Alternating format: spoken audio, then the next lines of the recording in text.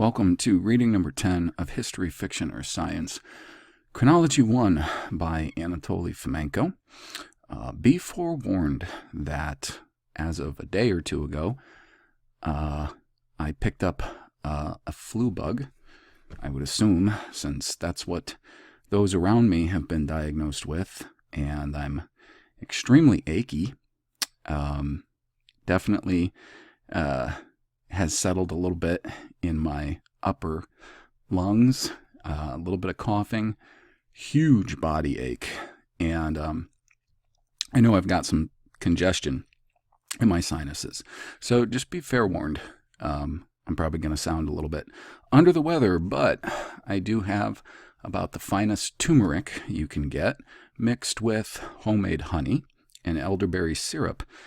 And besides for 2 Tylenols I took yesterday, that's been the regimen. And honestly, any other time, I think I would have felt worse by now. And I really don't feel too bad, but I know I'm not going to sound like I normally do anyways. So we're going to be starting in section 16, Critical Analysis of the Hypothesis on which the radiocarbon method is based. And by way of a brief review of the material that we covered last time, radiocarbon dating is essentially bullcrap. Okay, now on to the reading. This section contains quotations from works by A.S. Mishenko, Doctor of Physical and Mathematical Sciences from the Moscow State University Department of Mathematics and Mechanics, a prominent scientist of the V.A. Steklov Mathematics Institute of the Russian Academy of Sciences, nominated State Premium of the Russian Federation Laureate in 1996, a specialist in topology and geometry, functional analysis, differential equations, and their applications. My, what a pedigree. 16.1. W.F. Libby's initial idea. A better representation of the modern problems most frequently encountered in the archaeological application of the radiocarbon method requires that we return into the 50s and the 60s for a close study of the foundations that the edifice of historical and archaeological applications is based upon. The matter is that the first steps of the method's creation and development led to a large number of natural complications, many of which affect it to this day and lead to further error aggravation. Also, see the book and he bibliographs 1038 and the article 1491, recently published in Germany. These complications need to be addressed again in order to attract the attention of the physicists to the necessity of a fresh analysis of the foundations of this method's archaeological applications, especially considering that we learn about what we learned about Scaliger chronology. The actual concept of radiocarbon datings belongs to W.F. Libby. Quote, shortly after the end of World War II, the American Willard Frank Libby published the results of the discovery that made him world famous, the laureate of the Guggenheim Award and the Nobel Prize. Studying the interaction between artificially produced neutrons and nitrogen atoms, Libby came to the conclusion that the nuclear reactions observed in his experiments should also occur naturally. That is, the neutrons produced by the atmosphere of the Earth should become absorbed by nitrogen atoms and transform into carbon-14, the radioactive isotope of carbon. Minute amounts of this radioactive carbon mix with the stable isotopes of carbon, or C12, and C13, taking part in the formation of carbon dioxide molecules that are subsequently consumed by plants and animals, including humans, further up the food chain. Such molecules should be present in the tissues as well as the effluvia of living bodies. The discovery of mild radioactivity of the miasma emanated by Baltimore sewage in 1947 was the first proof of the correctness of Libby's estimations. The radioactivity of growing trees, seashells, etc., was estimated in the following 2 years, 1948 and 1949. Well, those are just banner years, aren't they? For all kinds of doo-doo. As well as any other radioactive element, the radioactive carbon isotope has a constant hallmark decay rate. Its global concentration would keep on diminishing by a factor of every 2 every 5,568 years, according to Libby. If it hadn't been for the constant generation of C14 in the atmosphere that keeps the supply regular, the amount of C14 lost equals the amount gained. The death of a living organism excludes it from this process and makes it stop accumulating carbon from air, plants, or food, animals. The radioactivity of a dead organic body, a corpse, piece of wood, charcoal, keeps on falling at a constant rate, which is an important fact. Let me get to this chart that's on this page in the book. There we go, right here.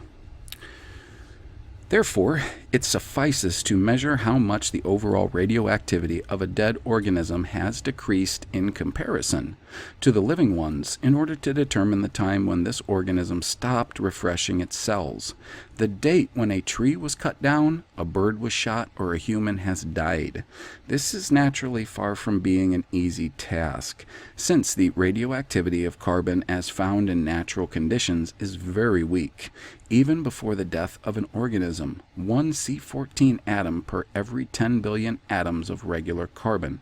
However, Libby had developed the means and the techniques of measurement and numeric conversion that led to the naissance of the radiocarbon method of dating ancient objects. Now, he gives a huge list of publications that are contained in the bibliography, so I'm not going to give those, but he starts out the next paragraph. He says, let us now consider the basics of this method, particularly, and then a ginormous list of references from the bibliography. So that would be good if you want to know more about the foundations of carbon dating and Libby's work and maybe his assumptions. But now we're at 16.2.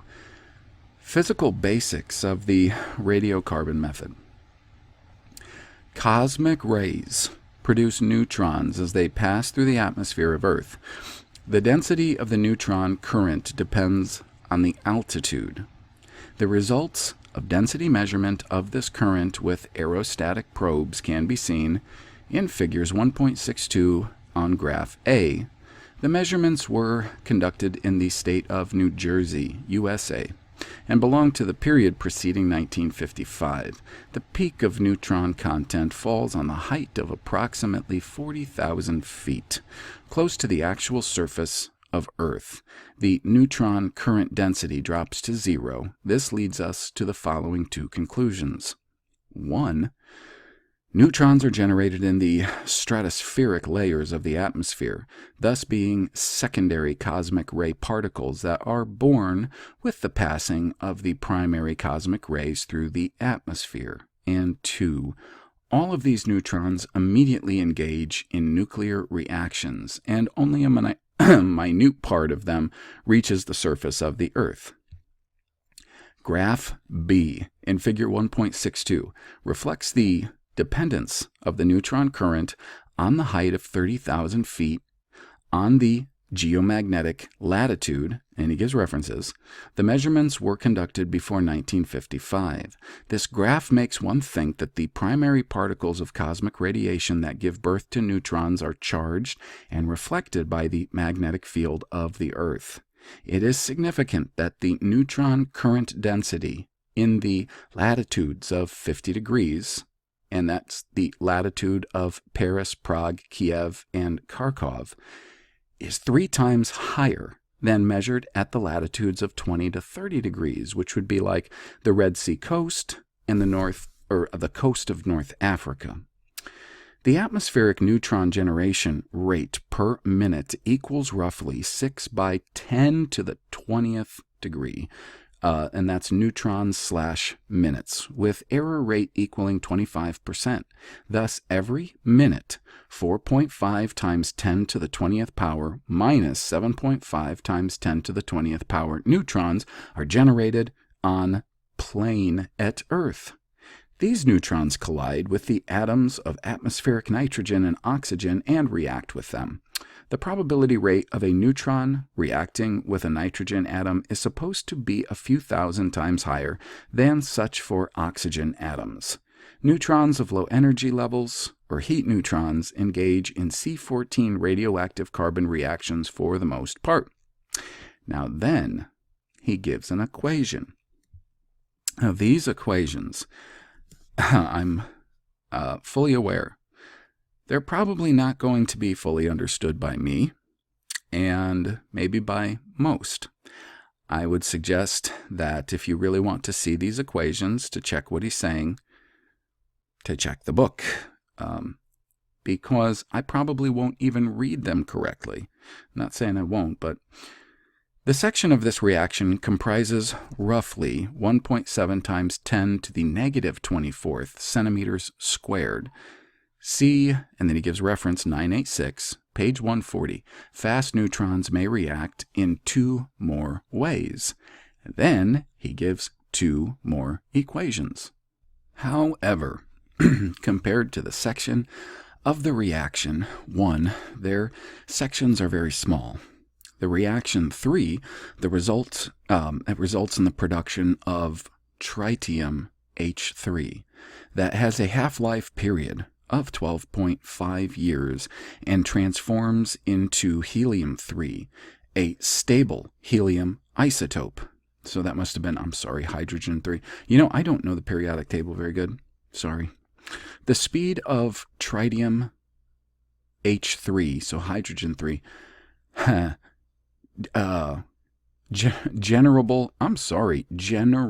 are you kidding me?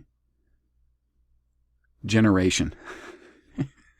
These small columns, I don't like that. I would rather it was right across the page. So, anyways, generation is estimated to equal 1% of that of C14 generation. Okay, and you know what? If I'm messing all of this up, don't worry about it, because it's all nonsense anyways. M.J. Aitken writes the following in his monograph titled Physics and Archaeology. Quote, "A relatively small amount of neutrons reaches the surface of the Earth, and it would be reasonable to suggest that every neutron produced by the cosmic rays creates a radiocarbon atom. Hence, the speed of neutron generation equals that of radiocarbon production. This amounts to roughly 7.5 kilos of radiocarbon per year. Radiocarbon C14 decays according to the formula," and here's another formula, and it's basically C14 to N14 plus, and then here we go with more figures that I don't understand. I shouldn't have even tried that, because it's going to make me look as stupid as I am. The half-life period equals approximately 5,600 years, so 1% of radiocarbon decays in about 80 years. It is thus easy to estimate that the amount of C14 that is constantly present on Earth equals about 60 tons, with the error rate comprising about 25%. That is 45 to 75 tons, Tonnes, I guess, as opposed to tons. The generated radiocarbon mixes with other elements in the atmosphere and is assimilated by oceans and living beings. The carbon propagation sphere is called the carbon exchange reservoir. This includes the atmosphere, the biosphere, the sea surface, and ocean depths, in figures 1.63. The numbers on this picture refer to the carbon content in one part of the carbon reservoir or the other, with atmosphere carbon content equaling 1, and that's the number 1. The part of carbon that escapes the reservoir as oceanic sediment is not shown on the diagram.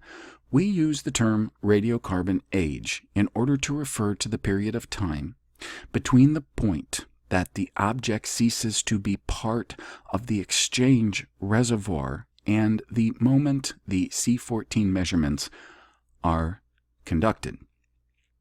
Okay. Now he's gonna now get into some briefer sections. The next one being the hypothesis that the radiocarbon method is based upon. Now, anyone feel free to correct me, okay? But to boil this down, I would have to say what he's trying to show is that there is no consistency to the way, first off, the concentrations depending on the places and the multiple variables. There's no real consistency to the creation of this isotope, and thus I guess no one can probably say, because of not knowing the environment at the time or other factors, exactly what would be the exchange or decay rate, let's say, because what they believe is this theory is based on a sort of an equilibrium of exchange of these atoms, and that when something dies, then it the carbon-14 isotope, it begins to decay. I'm saying that's the theory. But as Fomenko just said, that it would certainly seem, and it sounded like he was speaking from a place of authority, that the density of radiocarbon isotopes and other atomic activity varies just depending on what latitude you're at. So thus, I would think that it would make sense to everybody listening why Libby would have gotten all of the awards and prizes and accolades that he got. Especially any of you who are familiar with the imposter and non-scientist known as Albert Einstein and the way the propaganda was pushed concerning him. So the next section, the hypothesis that the radiocarbon method is based upon. In theory, the radiocarbon age measurement concept is a simple one. It suffices to know that 1. The radiocarbon volume for the moment of the object's departure from the exchange reservoir. 2. The exact half-life period of radiocarbon C14. After that, provided the specimen volume is sufficient, one has to measure the current radiocarbon content and calculate the time elapsed since the moment that the object stopped taking part in carbon exchange by simple subtraction and division. However, this seemingly simple idea encounters a number of serious complications in practical application. We should also note right away that any diminishing of the relative C14 content in the specimen for any reason at all leads to the increase of its alleged age. And that's so important. That's so important to the foundation of all the assumptions of radiocarbon 14 dating. It is. You're gonna see this, and I really hope that I'm doing my best to communicate what he's saying to you, because we are, after all, talking about a mathematician who is quoting other mathematicians and scientists on this stuff, and it can get pretty complicated. I remember when I went into advanced algebra, like a week into it, I had to submit a complaint form because, as I told them, I did not sign up for a foreign language class. I'm here to do math. And for me, once you get into these extreme complexities of math and these abstractions, to me. It just doesn't make the kind of concrete, like real-world application sense that basic algebra does. Basic algebra is a brilliant math, and I appreciate it very much, and I use it daily or weekly as a carpenter.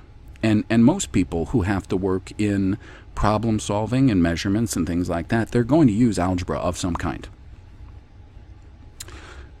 But these maths and sciences, they get so, in a sense, abstract and convoluted that seemingly only the experts who speak that special foreign language can fully understand what's being said.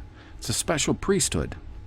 Now, 16.4, the moment of the object's departure from the exchange reservoir. So, what does, quote, the moment of the object's departure from the exchange reservoir, unquote, actually mean? The first hypothesis of Libby's is that this moment should coincide with the time of the object's death. However, despite the fact that the moment of death might differ from the moment that interests the historians, for instance, a piece of wood from a pharaoh's tomb may belong to a tree that had been cut down a lot earlier than the sepulcher had been built. And that makes complete sense, because anybody who works with wood knows that in order for that wood to be stable and easily millable and workable without any after shrinkage, you have to dry it. And the period of time of drying it can vary greatly, or the period of time that it takes to dry it, and then it sits on the shelf until somebody decides to use it. Now, it is obvious that identifying the moment of death as that of an object's departure from the carbon exchange reservoir only seems correct initially. The matter is that carbon exchange does not stop with death. It just slows down and assumes a different form, and one has to bear this in mind. At least 3 processes may alter the radiocarbon content in a body. 1, organic decomposition, which of course varies depending on the place and the thing. That was me. 2, isotopic exchange with foreign carbon. And 3, the absorption of environmental carbon. According to M.J. Aitken, quote, the only possible kind of decomposition results from the production of carbon oxide or dioxide. However, this process isn't relevant to us since it only concerns the carbon lost by an object. M.J. Aitken seems to imply that since the oxidation of carbon isotopes has the same speed, it does not affect the percentage of radiocarbon. However, in a different place, he proceeds to tell us the following, quote, although C14 is identical to C12 chemically, its greater atomic mass manifests as a result of natural processes.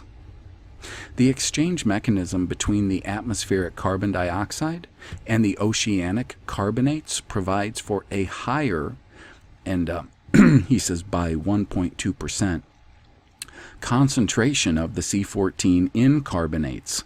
On the other hand, the photosynthesis of atmospheric carbon dioxide by the plants of the earth leads to their possessing a somewhat lower, by 3.7% in average, concentration of C14.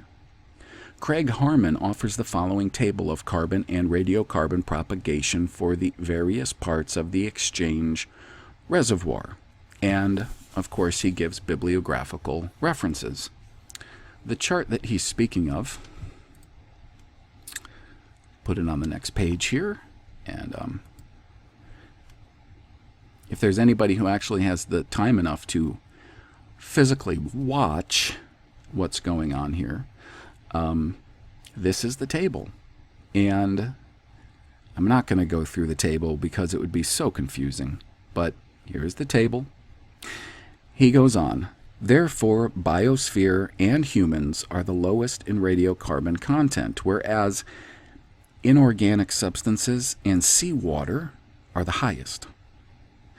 The book, and that's reference 110 in the bibliography, tells us nothing of the difference between the carbon isotope oxidation speed differences in decomposition processes, but the information cited above gives reason to believe them to be quite visible. In any case, the carbon oxidation process is the reverse process to that of its photosynthesis from atmospheric gas. Hence, the isotope C14 should oxidize faster or with greater probability than the isotope C12. Thus, decomposing or decomposed specimens should have a lower content of radiocarbon C14, which should make the specimens appear a lot older than they really are. This is one of the mechanisms that leads to the gathering of extra age by the specimens that distorts the true picture. We have witnessed actual examples of such artificial aging above, which distorts radiocarbon datings, often throwing them considerably off the mark. And I know any of you who have taken any they probably teach this in high school science too. High school or certain college sciences. They'll show you a chart. They'll show you a chart which contains basically the ages of the Earth as they see it, based on faulty pseudoscientific dating methods, like what's being talked about here. And you'll have like Precambrian and Cambrian, and after that, you've got all of these huge long ages, Neolithic and the Paleolithic and all that stuff. And a lot of that can be backed up by this sort of pseudoscience that actually has far too many variables to be considered anything that anyone should hang their hats on. He continues, counting other possibilities of carbon exchange between the specimens and the exchange reservoir is next to impossible. It is supposed that, quote, wood or organic matter appear to be the most inert in what concerns carbonization, whereas a large quantity of bones and shell carbonates show frequent changes in isotope content. Since measuring the actual carbon is de facto an impossibility, it gets ignored, by and large. Standard methods and procedures of radiocarbon measurements are at best concerned with the ways of possible cleansing of the specimen from foreign radiocarbon and reasons of specimen contamination. S.V. Bautomo finds it sufficient to merely state that, quote, charred organic matter and wood in a good condition, and Fomenko gives both question mark and exclamation point right there, that at the charred organic matter and wood in a good condition are dependable enough in most cases. I can understand. He's got a very good sense of humor, I think, in general. M.J. Aitken. It seems like a lot of people actually are forced to trade their senses of humors for their PhD, and that's unfortunate. M.J. Aitken adds that, quote, in order to work with any specimen at all, one has to clean it thoroughly from foreign roots and other fibers, and treat it with acid in order to solve any sedimentary carbonates. The removal of humus, yeah, that's right, I said hummus, is achieved by washing the specimen in a base solution. So we're not talking about the hummus that you have with vegetables. Note that the important question of whether this chemical cleansing might affect the specimen's radiocarbon content had not been raised back in the day, and we're talking about the time when it was claimed that the radiocarbon method, quote, gives solid proof of historical chronology. Yeah, that's some heavy stuff. And I know it's it's rough getting to. First off, I'm not a seamless reader. If I wanted to spend a whole lot of time backing up and truncating where I made mistakes and making it sound a little more smooth and fluent and using after editing tools and, all that stuff, it would probably be, it'd be smoother. But here's the thing, I only have so much time.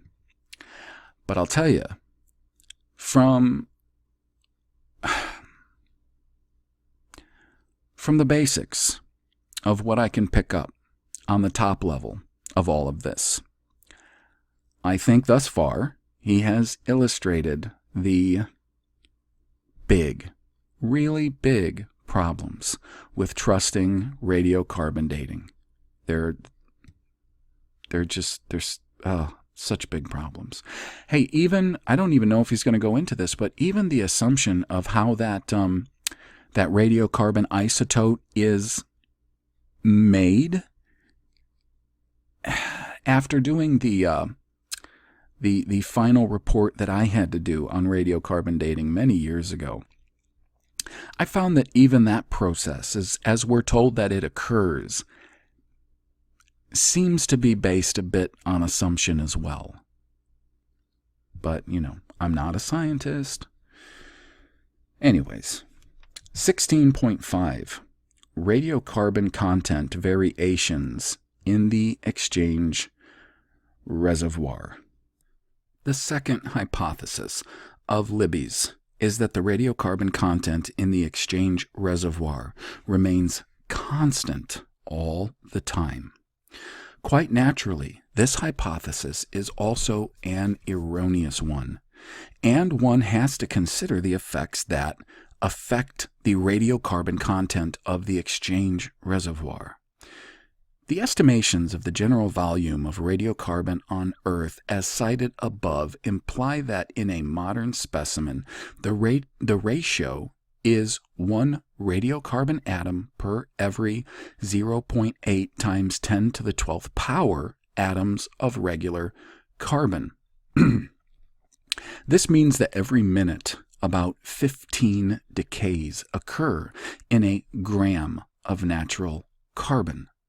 Thus, if the radiocarbon content in the exchange reservoir for the moment of a specimen's death differed from the current by a ratio of 1%, the calculations of this specimen's age shall contain an error of about 80 years. 2% shall give an error of 160 years, etc. A deviation of 10% shall give a dating error of 800 years, and higher deviations shall also alter the linear rule, and so a 20% deviation shall lead to an error of 1,760 years, and not 1,600, and so on. And this is because, this is my interjection, this is because it's a sort of an exponential type of decay rate, that they express in things like half-lives and all that stuff, and its rate of decay is kind of it's not linear, it becomes more of a, as I said, exponential sort of percentage kind of thing. Yeah, that's my scientific explanation. The radiocarbon content is old specimens for the moment of their departure from the carbon reservoir cannot be estimated in any other manner but via the comparison with the radiocarbon content of the modern specimens, considering several effects that alter the radiocarbon content in specimens with the passage of time. M.J. Aitken cites the following well-known effects that influence the radiocarbon content in the exchange reservoir. Now you remember, the exchange reservoir, that is a term that has been used by Libby to suggest that there is this sort of constant even exchange until any given thing, let's say, dies and then quits or opts out of the exchange reservoir. So, point 1. The change of radiocarbon generation speed in accordance with the changes in the intensity of cosmic radiation. 2. the change of the size of the exchange reservoir. 3. The finite speed of mixing between the different parts of the exchange reservoir. And 4. The separation of isotopes in the exchange reservoir. Again, that is M.J. Aikens. He cites those things. They're well-known effects that influence radiocarbon content in the exchange reservoir. Those are 4 things. Those are 4 very important things that affect the influence of this exchange reservoir. M.J. Aiken makes the justified remark that, quote, any concrete data concerning points 1 and 2 is hard to obtain in any other way except for measurements conducted on the specimens veraciously dated with other methods. This pours light on the existence of a very important circumstance. The physicists required veracious external reference for the correct graduation of the radiocarbon scale. Having absolute trust in the historians, they took the dates from history textbooks and chronological tables.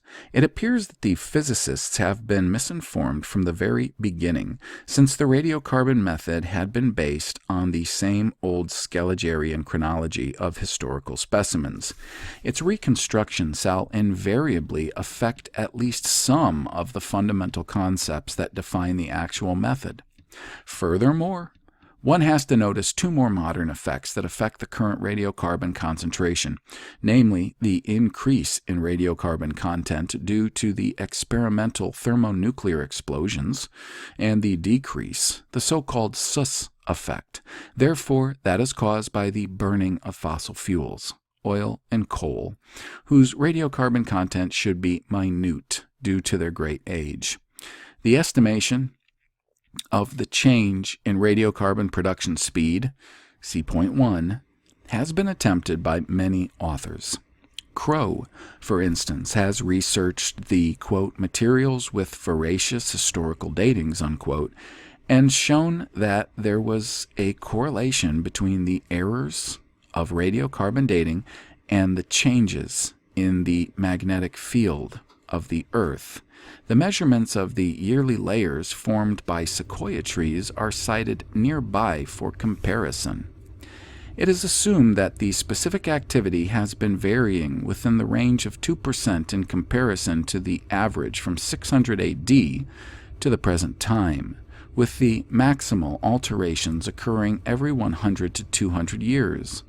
We see yet again that the creation of the radiocarbon scale involved the materials that the Scaligerian chronology dated as belonging to 600 AD, or maybe earlier. We do already know, however, that this chronology isn't to be trusted with anything that concerns the times preceding the 13th through 14th century. The physicists have been deceived by the Scaligerian chronology yet again. Thus, the radiocarbon dating is implicitly based on the same old incorrect chronology of Scaliger and Petavius. In order to separate it from the very basics of radiocarbon dating, we shall have to trust the historical objects that can really be dated veraciously. However, we're beginning to understand that the age of such, in quotes, trustworthy objects cannot exceed 500 to 600 years, since none of them predate the 14th century AD. Thus, all the work on the calibration of the radiocarbon method shall have to be done again. The results that the physicists will achieve in this case may strike them as surprising.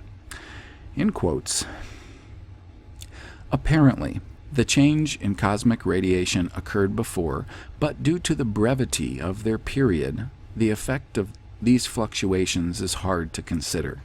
We base our assumption that the intensity of cosmic radiation over the last 35,000 years has been constant within the error range of 10 to 20% on the coincidence of the calculated value of specific activity and on the proximity of the age of oceanic sediment estimated with the aid of mutually independent carbon and ionium methods.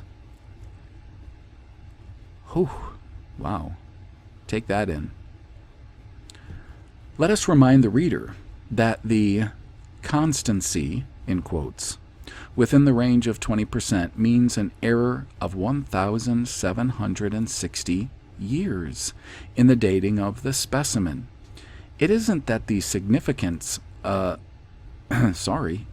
isn't that significant an age compared to 35,000 years, but the fluctuation rate is unacceptably high for what concerns the issues of the so-called ancient history. We have already given examples of millenarian discrepancies between the radiocarbon datings and the Scaliger ancient chronology. The fluctuations of 10 to 20% mentioned by the physicists are a reality and not just a theory. In America, the regions withdrawn from the entire classical scene, the dendrologists of the Arizona University have discovered plantations of bristlecone pine, or Pinus aristata, whose age exceeds 4,000 years. Some dead standing trees have been found nearby, which have remained in their current condition for several thousand years. It is assumed that cross-dating, that is, the temporal superposition of living and dead tree specimens, allowed for the creation of a dendrochronological scale spanning 7,117 years. However, this American dendrochronological scale, even if it is indeed correct, cannot help ancient European and Asian dendrochronology in any way at all. In reference 414 on page 7, we can see a schematic drawing of the correlation of dendrochronological and radiocarbon datings based on the measurements conducted with the aid of over 300 specimens. If we're to consider the dendrochronological dating absolutely veracious, which is wrong, as we've already pointed out, the maximal radiocarbon dating error equals to the following values. And the scale that he gives, I might as well just zoom in here.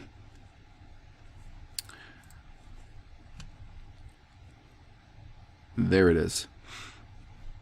So it's 3 columns, dendrochronological dating on the left, and then radiocarbon dating in the middle, and then the error numbers on the right. And as one would see from looking down this, the errors between those two so-called sciences or disciplines it's far more than noteworthy. Okay. And then I know that we've got another scale coming up, so I'm just going to leave it blown up here. The error rate keeps on growing with a negative value. These American datas maybe, can be interpreted in the following manner. The radiocarbon content in American bristlecone pine has been varying over the years in the following manner, in comparison to its current radiocarbon content. And then that's this chart. And going from 1965 back to negative 3,000. And he shows the variations in what is supposed to be their radiocarbon content, which does not seem to follow the backdatings of the years at all. Furthermore, on page 7, the authors of reference 414 write that, quote, "It is estimated that the C14 variations are of a global character. That is, they happen simultaneously all across the planet. No argumentation is given It would thus be appropriate to inquire about the possible grounds for making hypotheses that arose from the analysis of nothing but American materials and ones belonging to a rather small and very specific geographical location at that, valid for the entire planete. The authors of 414 also make the conclusion that the difference between the dendrochronological and radiocarbon datings is a result of a temporal variation of radiocarbon content in the exchange reservoir. However, this very difference might lead one to an alternative hypothesis that a growing tree continues to take part in carbon exchange after the formations of the rings, which isn't even mentioned in 414. On page 4 of reference 414, we see the schematics drawing, also included in reference 1025, that displays the correlation between the historical dates of the ancient Egypt and the hypothetical radiocarbon datings, and comparisons of the same dates to European monuments and artifacts. The commentary is as follows, quote, "This drawing shows us that the datings of the Roman period are virtually identical, whereas the datings of the early dynastic period differ by 500 to 700 years." Unquote. Apart from this, we have already seen the data showing that the radiocarbon datings of at least some of the ancient Egyptian specimens really pertain to that of the late Middle Ages. In 1964, Kaigoshi conducted precise measurements of C14 concentration in the tree rings of an old Japanese Cryptomeria, whose age reached 1,890 years. This information is also of little utility for the European dendrochronology and radiocarbon scale. The results of this research prove somewhat different from the ones related to a small area of America as cited above, but show the radiocarbon concentration for 1000 AD to have been 2% lower than it is currently. The conclusion is apparently valid for some small area in Japan. I'm going to have to get to the next page here on the screen. There we go. And he's got a big old chart coming up. I'm just going to put it on that chart. Okay. The variations in the exchange reservoir, see point 2 above, are primarily determined by the alterations of the ocean level. Libby claims that a change of 100 meters in the sea level curbs the volume of the reservoir by 5%. If this were accompanied by a temperature drop during the Ice Age, for instance, the concentration of carbonates in the water would diminish and the entire carbon exchange reservoir would shrink by 10%. We are to be aware that we are considering hypotheses that are extremely hard to prove nowadays, and all such proof is, in turn, based on other hypotheses that are just as hard to prove. The data that concerns the mixing speed, as mentioned in point 3, are somewhat contradictory. Ferguson, for instance, having studied the radioactivity of tree rings, also in a small geographical area, reckons that this speed is rather high, and that the average time that it takes the carbon molecule to reach a different part of the reservoir equals 7 years maximum. On the other hand, thermonuclear test explosions have produced about half a ton, TONNE, of radiocarbon, which shouldn't affect the general radiocarbon mass of 60 tons that greatly in theory. However, the activity of the specimens grew by 25% as measured in 1959, and this growth had reached 30% by 1963. This speaks in favor of the low mixing level hypothesis. According to Suess, it takes about 1,500 years for all of the water to mix in the Pacific and 750 is the figure given for the Atlantic Ocean by E.A. Olson and W.S. Brecker. But the mixing of the ocean water is greatly affected by temperature.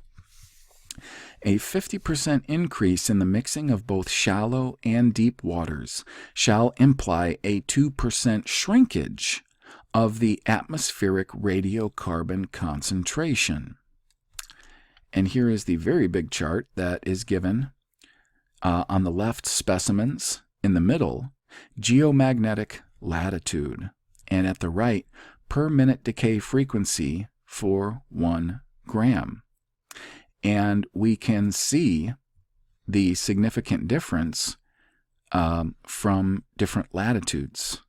And I don't know why he didn't display that much earlier when that was being talked about, but maybe he's going to talk about it now because we're at section 16.6, Variations in Radiocarbon Content of Living Bodies. The third hypothesis of Libby's is that the radiocarbon content is equal for all of the organisms on the entire Earth, and thus independent from the latitude and the species. In order to verify this hypothesis, Anderson from Chicago University had conducted an in-depth research and discovered that the radiocarbon content does indeed fluctuate, as one should have expected. See the table above. Okay. Thus, modern radiocarbon activity varies from 14.03 in the North African heather to 16.7 in the Australian eucalyptus. Decays per minute depending on the geographical location and the species of the tree. This gives a deviation rate of 8.5% as compared to the average radiocarbon content value. Libby tells us the following.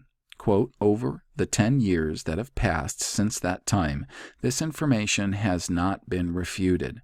The only exceptions concern the carbonate rock formations, where groundwaters dissolve and wash away a significant part of ancient carbon, thus making carbon-14 content lower in comparison with the average planetary rate of the atmosphere, biosphere, ocean system. Such cases are extremely rare, and Fomenko puts a big question mark in there, and can easily be accounted for. Now, this is really great. I'm going to take a look. I'm going to read a little forward. Aha! Okay, so section 17, which is where it's what I'm looking at right now, is only a page or two. And then we have section 18, which is numismatic dating, which I find to be very, very, very interesting because so many historians and people that work in the field of dating are numismatists, and they rely on numismatic datings. After we get through those couple of pages, and, oh man, I know that was really tough, that whole radiocarbon section, for anybody who's not just a super science techie, and no offense to anyone who is at all, it'd be tough. So I'm at 53 minutes, and I'm going to see if I can't just push through these next two, and we will get chapter 1 out of the way. And now, section 17, summary. Let us sum up the information that we have just considered. We have learnt that the real activity of ancient specimens may alter from the average value for the following reasons. 1. A temporal change in timber activity, 2% deviation range. 2. Cosmic ray intensity changes, that is, theoretical estimation, 20% deviation range. 3. Short-term changes of solar activity, additional 2%, an increase in the mixing rate of the oceanic water, minus 2%. 5. the variations in radiocarbon concentration depending on the geographical location and the tree species, 8.5% deviation range. 6. Variations in radiocarbon content resulting from decomposition processes, which he says it's unknown how much this deviation rate could be. That's very telling. Point 7. Variations in radiocarbon content resulting from a specimen's chemical processing, also unknown. 8. The variations in the exchange reservoir radiocarbon content resulting from the washing out of carbonate rock formations, also unknown. 9. Variations in radiocarbon content caused by large quantities of carbonates produced by volcanic eruptions, again unknown.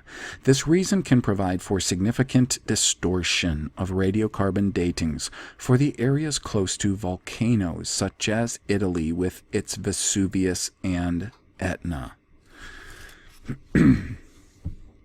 One should also bear in mind the dating deviation resulting from the temporal gap between the cutting of a tree, for instance, and the use of the wood for the object or building researched.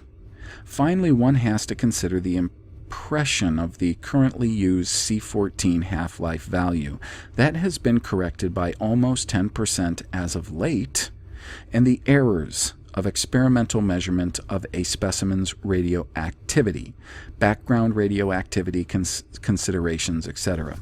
We do not cover these errors, whose correction has cost the physicists lots of labor presently, since having learned of all the factors mentioned, we deem it nonsensical to attempt the precise measurement of a value whose theoretical uncontrolled error rate may equal 10% if we're to make modest assumptions.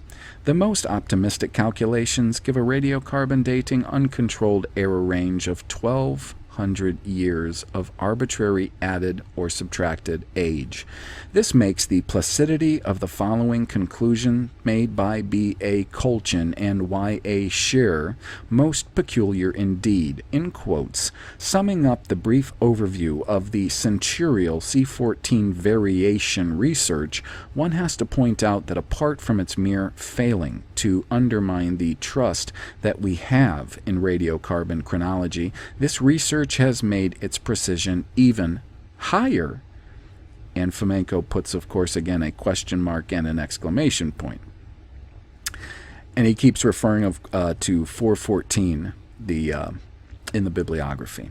Obviously, he read that in, it would seem, astonishment.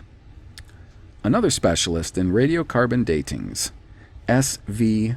Bautomo, is of a more realistic opinion. Quote, due to the considerable fluctuations of C14's specific activity rate, the radiocarbon datings of relatively young specimens under 2,000 years of age cannot be used as fundamental referential data for the absolute chronological scale. Unquote. However, from the point of view of the classical age studies, including those of the ancient history of Egypt, these relatively young specimens are of the greatest interest. Thus, certain specialists in the field of radiocarbon dating confess openly, albeit in special scientific literature, that the use of the radiocarbon method in its current state for the specimens whose age is 2,000 years or less appears a most dubious endeavor. Yeah, we could have finished our overview of the radiocarbon dating method here if it hadn't been for the criticisms of the method coming from archaeologists and certain oddities in the behavior of the radiocarbon method specialists themselves. We have quoted some of the examples above. The first thing to attract one's attention is the absolute trust of the authors in the infallibility of historical datings, as one sees from such passages as, quote, the ages of specimens younger than 5,000 years concur well, which again, question mark, exclamation point by Fomenko, with the historical estimations. Such statements appear very odd indeed, considering that we have what we have just learnt. Libby wrote that, quote, further research has been undertaken involving specimens of known ages, ... The results, span a historical period of 5,000 years. Thus, the general reliability of radiocarbon method is well proven. That's Libby.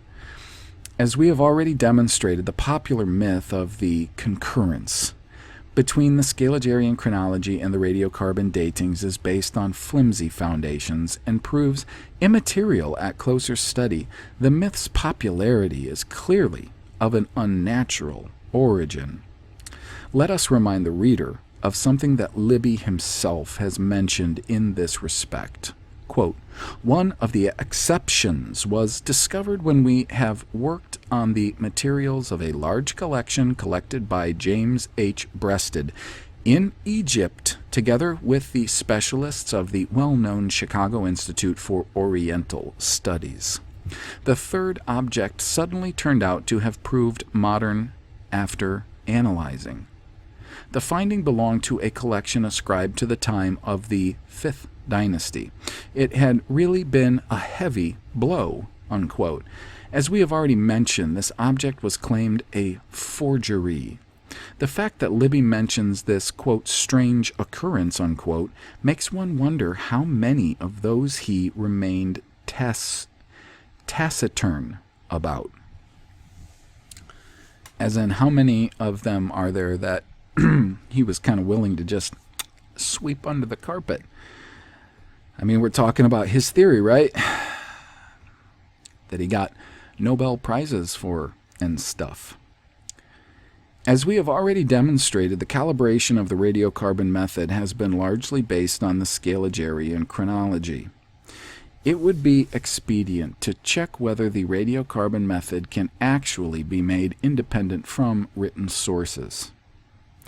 Libby cites the table of modern carbon activity for various rock formations, claiming that, quote, "it has been shown that there are no significant differences between the studied specimens collected at various latitudes from pole to pole." Wait a second. We have just learned that the deviation range equals 8.5% in one direction or the other. That is over 700 years. How is it possible to claim 5 pages further on that, quote, "the carbon content that we have estimated concurs well with the expected value, all deviations being nothing but acceptable reference point errors," unquote? Could it be that Libby had been certain that the readers would not be interested in the details of Anderson's table? Libby also says that their, quote, "conclusions may have proved wrong if the measurement error of all kinds, those of cosmic ray intensity, mixing rate, and ocean depths, had been in correlation. However, since this is not the case, we reckon that large error rates are improbable." We are not quite certain as to what kind of improbability is being talked about here, since the cosmic ray intensiveness, mixing speed, and other physical values affecting the initial radiocarbon content in a specimen for the moment of its departure from the exchange reservoir are far from being random. All of these values had all equaled something at a given point in time. If we do not know these values and have to make a choice from some interval of possible values, the radiocarbon dating error shall equal the sum of all the errors that have been made in the estimation of the source data for the specimen. Libby writes that, quote, "despite the great differences between the cosmic ray intensiveness values at different geographical latitudes," which they are a lot higher in the northern and southern latitudes than they are around the equator, one has to expect the radioactive carbon propagation rate to be homogeneous for the entire planet. The effect mentioned may nevertheless result in extra age gathered by specimens in Egypt, for example. Libby proceeds to tell us the following, quote, "the coincidence of the age of the core and the entire tree shows that the sap from the core of gigantic sequoias is not chemically balanced in comparison to the fiber and other molecules of the tree. In other words, the carbon in the central part of the tree had been stored there about 3,000 years ago, although the actual tree had only been cut down several decades ago." However, 3 years after this, the radioactivity of tree rings was researched by Suess, who had found the discrepancies between the radiocarbon datings and the dendrochronological ones. Did he make the conclusion that Libby's initial hypothesis was wrong? He did not. Suess made the claim that the radiocarbon content in the ancient times used to be higher than it is today instead. What we see is a vicious circle. And that's what most of the pseudosciences are founded on, is circles. It's all circular. L.S. Klein gives a similar example in reference 391. First, Livy proves the veracity of the radiocarbon method using the historical chronology of the ancient Egypt. However, when control measurements showed deviations, Libby immediately questioned the Egyptian chronology concerning these particular specimens. Similarly, Libby had used dendrochronology in support of the radiocarbon method, explaining arising deviations by the fact that several tree rings may be formed in a year. However, Libby is far from being the only one to demonstrate the lack of logic where its presence is undesired. In the article by Colchin and Schur, we read that, quote, the dates calculated in assumption of the constancy of atmospheric C14 content from the ancient times to our age need to be revised. Does this mean they aren't true? The following analogy appears congruent, and that's again from reference 414, which he's been quoting from frequently. The authors proceed to tell us how the distance between the Earth and the Moon had been calculated in several stages, each time with a greater precision. The same allegedly applies to the radiocarbon method, where gradual corrections make the calculations more precise as time goes by. This may well be so in theory. However, we read in the very same article that, quote, the half-life period for C14 is 5,570 years, with the possible deviation range of 30 years in each direction. And that, quote, the half-life period for C14 is set at 5,730 years, give or take 40. 160 years, that's some correction. Quite so. M.J. Aitken writes that, quote, an important characteristic of all these methods is their output, that is, the carbon content in the original volume that is transformed into gas. It would be expedient to have an output of 100% in order to eliminate all possibility of C14 turning into gas more readily than C12, or the other way around. We also learn that the, quote, the shortcoming of the synthesis of the latter is that only 10% of the carbon is transformed into benzol. This increases the possibility of error resulting from isotope separation, unquote. The author appears to have full awareness of the necessity of considering the isotope separation effect in all chemical reactions. However, in 6.3, while discussing the issues of a specimen's suitability for measurements, M.J. Aitken writes that, quote, charcoal and wood in good condition are considered the best specimens. Their taking part in exchange is improbable. And a big question mark by Fomenko. And the only possible kind of decomposition results from the production of carbon oxide or dioxide. However, this process isn't relevant to us, since it only concerns the carbon lost by an object, unquote. What about isotope separation?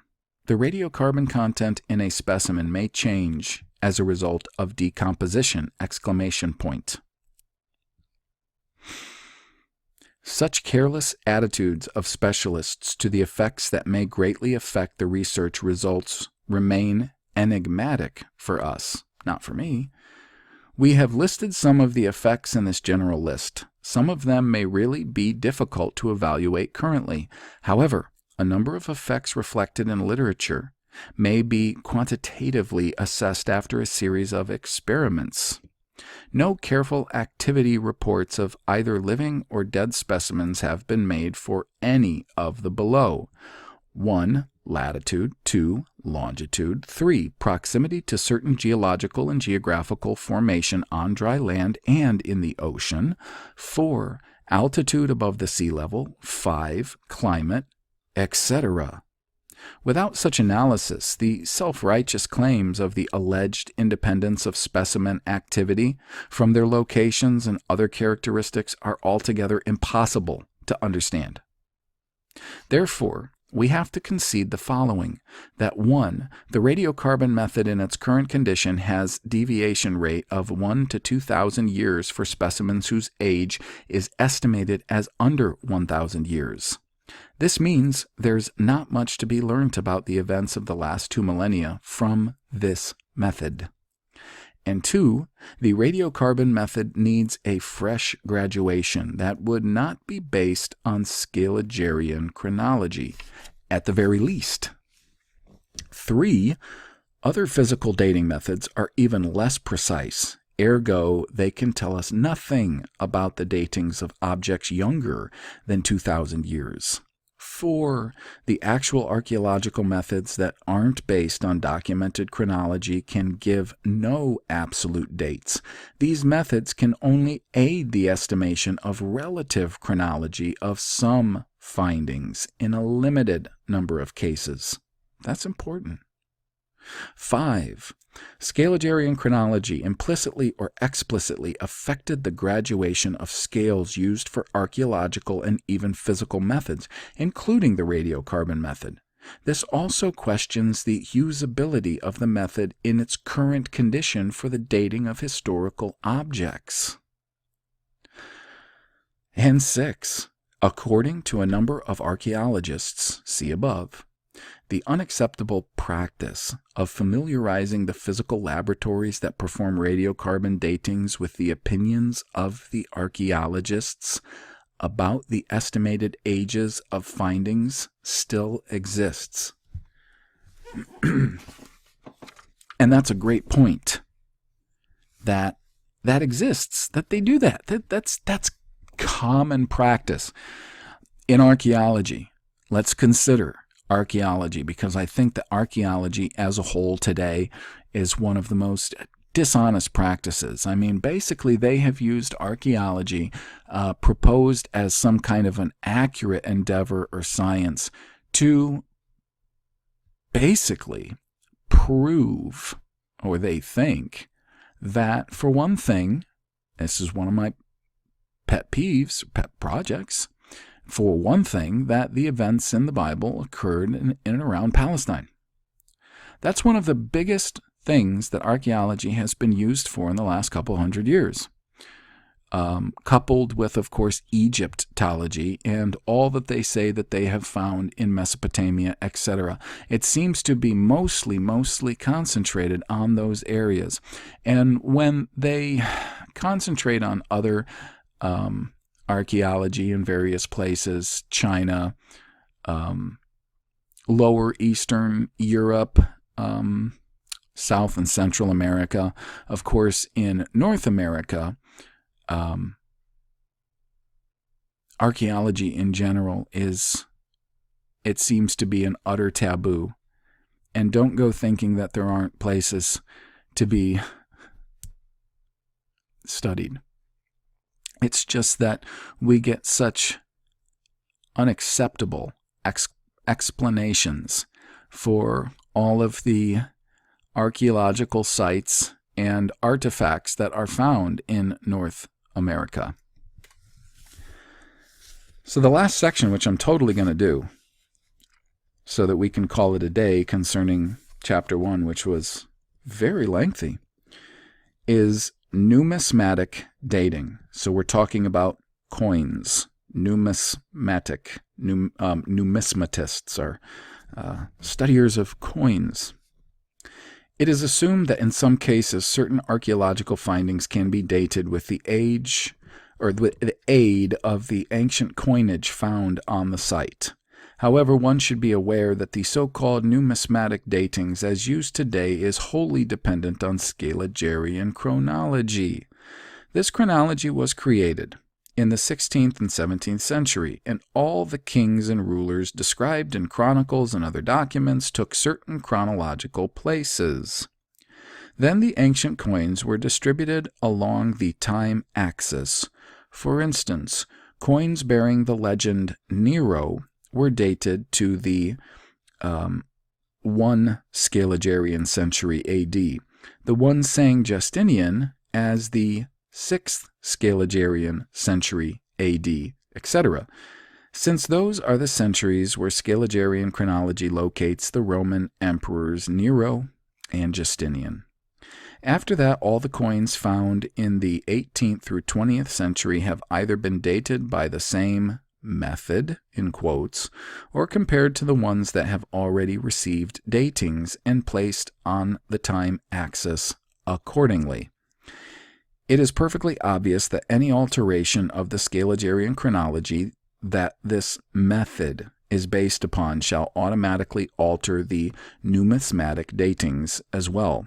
Furthermore, an independent comparison of different coins that isn't based on external chronological considerations cannot even tell us anything about the relative chronology of the coins under comparison, let alone their absolute chronology. Comparing actual coins as metallic objects bearing graphical designs of some sort cannot give us exact knowledge of which coin is older and which is newer. The analysis of the metal that the actual coin is made of can point at its geographical point of origin in some cases. However, the calculation of the date, absolute or relative, sadly remains an impossibility. It is possible that some methods will be developed eventually that will estimate absolute ages of coins after a study of the alloys that they are made of.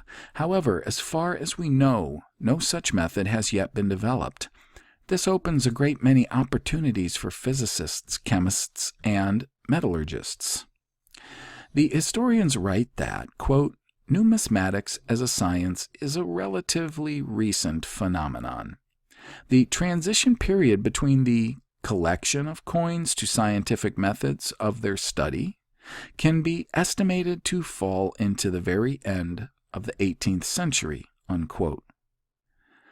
We shall thus repeat that entire numismatic science is based on Scaligeran chronology that was based on written sources and can in no way be considered an independent dating method. As a result, we encounter many oddities nowadays when we compare ancient coins to their medieval counterparts. An abnormally large number of parallels and even direct coincidences appear between ancient and the medieval, sometimes even late medieval coinage. These parallels have been known for a long time, and their number keeps on growing. Historians try to explain them by elaborate and nebulous theories of imitation, copying, etc. The English Edwardian pennies, allegedly dating from 1042 to 1066 AD, copy the Constantinople solidi of Justin II, dated 565 through 578 AD, in Scaligeran chronology. The chronological difference between the original and the copy exceeds 450 years here. No such cases of copying coins from 450-year-old originals have been registered in either late medieval or newer history. The coinage history has allegedly seen an ancient dawn. Then the Dark Ages are supposed to have come, and later on the Renaissance epoch. It is assumed that between the 8th and the 13th century AD, all Roman golden coinage disappears from Italy. This strange effect is noticeable enough to have entered the names of chapters of certain monographs on history and numismatics, such as, quote, the end of Roman coinage from the 5th century, or imitation epoch from the 6th century, or, quote, the lack of gold coinage, unquote. Let us pay close attention to the following information provided by specialists in numismatic history. It turns out that in the Middle Ages, quote, the west of Europe did not try to compete with Byzantium and the Muslims in this respect, coin minting. The idea of having regular gold coinage was given up, and most mints produced silver coins. It is also said that, quote, regular golden coinage had practically ceased in the 8th century Western Europe, and towards the end of the same century on the Italian peninsula as well. Even in Muslim Spain, no golden coinage was minted between the beginning of the 8th century and the beginning of the 10th, unquote. Numismatists attempt to give some sort of explanation to this mysterious medieval gap in coinage history. It is suggested that, quote, gold coinage was ceased by an order issued by Pepin, unquote. The council at Rheims allegedly forbade the use of the golden solidi of imperial Rome, and the type of circulating coinage allegedly, quote, became barbaric, unquote, in the 8th century. Doesn't this imply that the ancient Western European coinage is really medieval, minted after the 14th century AD and cast way back in time by Scaliger chronology? Historians proceed to tell us that, quote, there are no papal coins from the time of Benedict VII, who died in the alleged year of 984 AD, and that of Leo IX, allegedly the middle of the 11th century, in existence. This is purely incidental, since the coinage must have existed naturally. There is only one coin from the times of Leo IX. Even stranger is the fact that not a single coin remained from the times of Gregory VII. Where did all these medieval coins go? Let us formulate a hypothesis. All of these coins have been misdated and thrown back into the past, transforming into ancient coins as a result. Some of them are exhibited in museums as very old ones nowadays. Apparently, the naissance of golden and silver coinage in Western Europe really dates to the 13th century AD at the earliest. Confronted by the non-existence of medieval Western Europe coins predating the 13th century AD, the numismatists were faced with the necessity to invent various theories aimed at explaining the economical stagnation of Europe that allegedly followed the, quote, flourishing classical age, unquote. The strange stagnation in Roman minting between the 8th and 13th century AD is all the more amazing since it follows a very fruitful and glorious period of Roman coinage of the alleged 1st through 6th century AD. Golden coins of this ancient empire are on par with the medieval ones dated to the 8th through the 17th century in quality and detail. This oddity is most probably explained by the misdating of the 8th through 17th century coins that have been moved a long way into the past. Let us point out another strange effect. According to the historians, the coin caches of the 10th through 13th century found on the territory of Russia hardly contain any Italian, French, or Spanish coins of the 10th through 13th century AD. Only single Italian coins of the 10th through 13th century have been found among the tens of thousands of coins dating from that period. Historians have created a theory that is supposed to explain this strange occurrence, namely that there were no economical or trade connections between Russia and Italy in the 10th through 13th century. This numismatic theory contradicts written sources explicitly mentioning extensive trade and economic relations. The historian's commentary is that, quote, the contradictions between the numismatic and other data is purely illusionary. However, no explanations of any kind are given. We shall formulate the following hypothesis. Western Europe and Italy in particular really minted a very small number of gold coins before the 13th century, which is why they aren't found in treasure caches on the territory of Russia. However, in 1252 AD, full-scale golden coinage is allegedly resurrected in Rome all of the sudden, and it becomes international currency over a very short period of time, chasing the Byzantine coinage off the market. This sudden appearance of Italian gold coinage in the 13th century is considered to be, in quotes, a dramatic change of the situation prevalent for the first half of the medieval period. However, most probably, no such dramatic occurrences really took place. What we appear to witness here is more likely the real naissance of European coinage in the 13th through 14th century as a result of serious changes that happened in the life of Western Europe. See more about the nature of these changes in Chronology 5. The concept of uniform mass coinage is extremely close to that of printing, engravings, and books.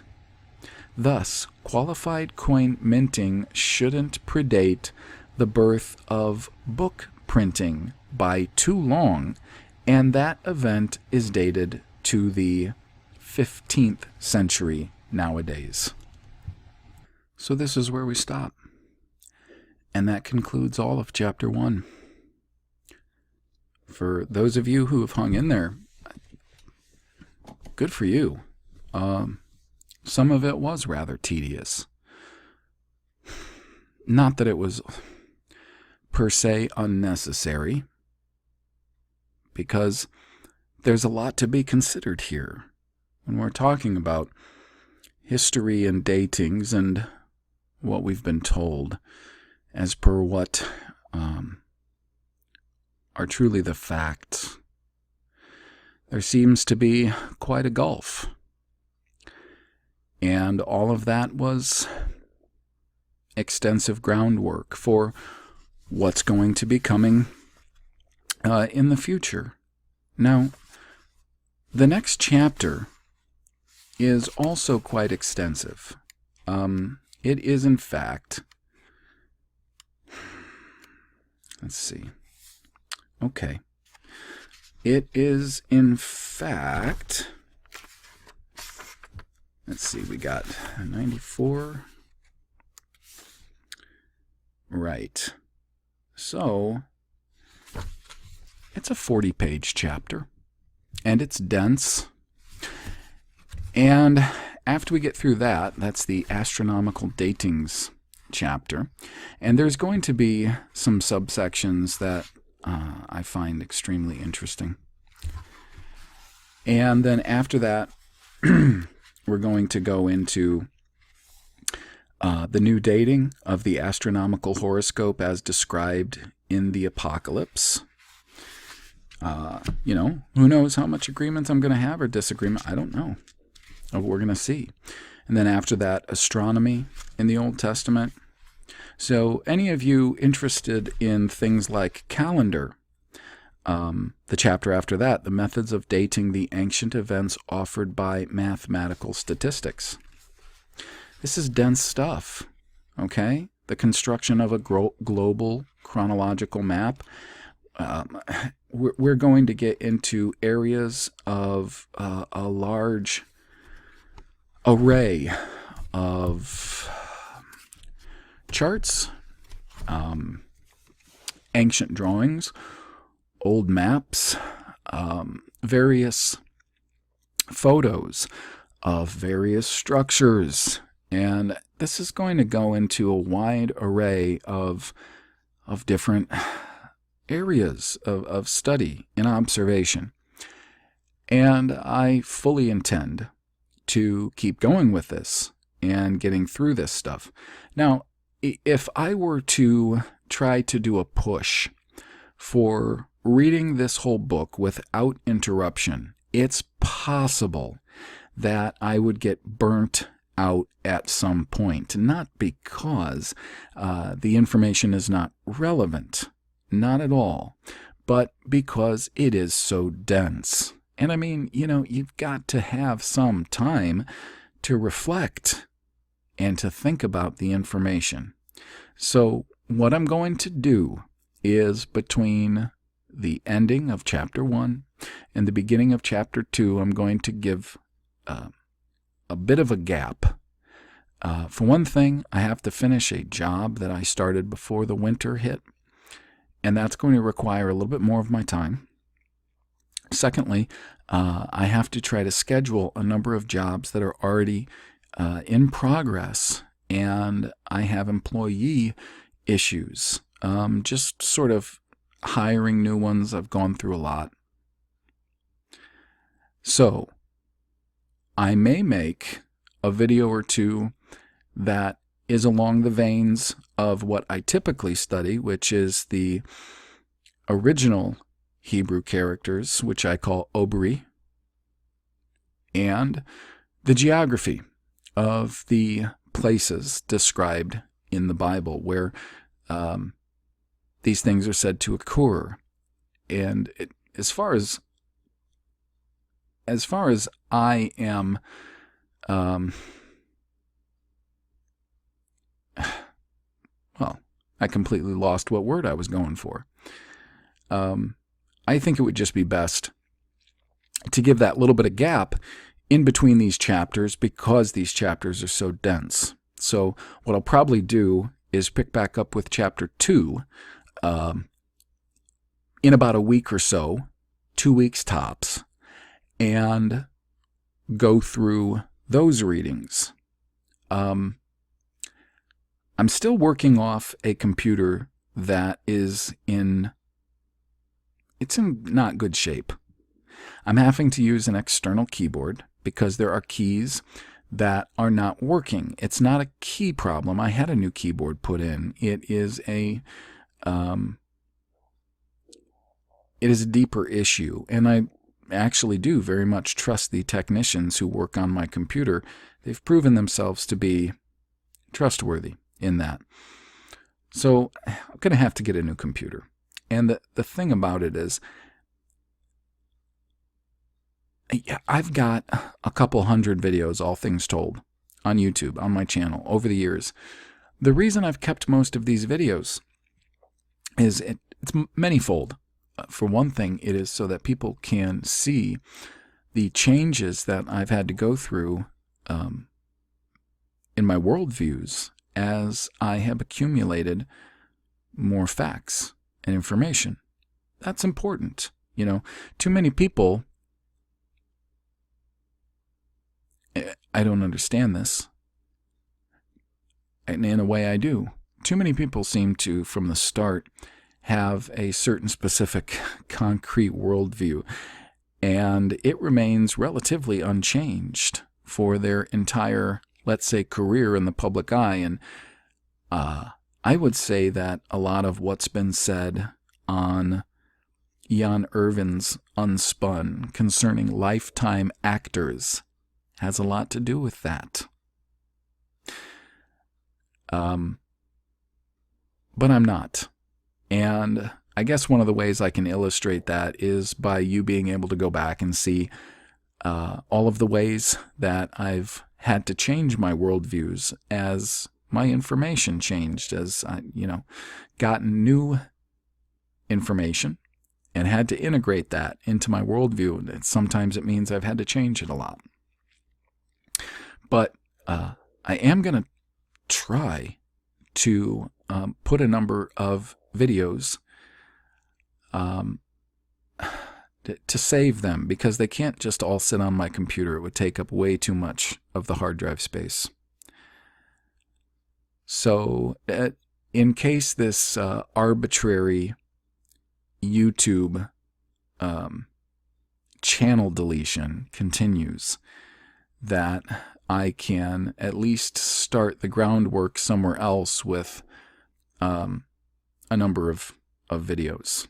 So hopefully I'll have the time and the tools to do that with, which part of it would be a new computer with the ability to save things in certain ways that I just don't have right now. I can't express to you the problems with this computer, but it's getting the job done for now, so it's what I'm going to have to use.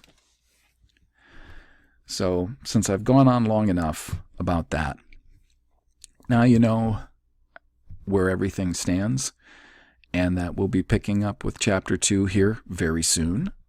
And I think that what has been discovered so far is very illuminating. So much to think about. Until next time, take care.